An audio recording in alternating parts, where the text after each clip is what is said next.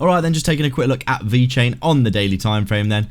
As we can see with Bitcoin looking a little bit bearish again today, we are coming down again to retest our 100-day moving average here and our previous level of resistance as support.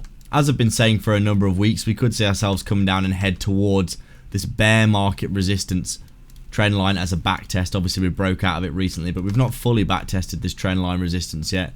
You can see here, we never actually fully tested it the third time. We came up close, back tested, broke through, and we haven't really back tested yet.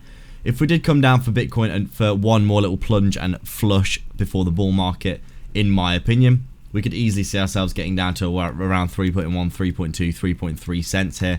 Currently, we have been bouncing at our 100-day moving average, but obviously we could see ourselves get a deeper retracement if Bitcoin does get a continuous sell-off over the next few days, which is obviously completely possible.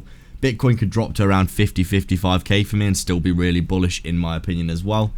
Obviously, always around the halving you do tend to get some crazy volatility, not to mention just a lot of FUD and nonsense coming out into the markets. Who would have guessed it? More FUD and nonsense in the markets around the halving. If you were here for the last halving, you would know that this was literally exactly the same bullshit that you saw last time. This always happens in crypto. People use it as an excuse to sell off and flush the liquidity out of the market before sending it higher. But still, Vechain here for me looking really good, still chopping sideways here, really just making a nice bit of structure for the next push to the upside.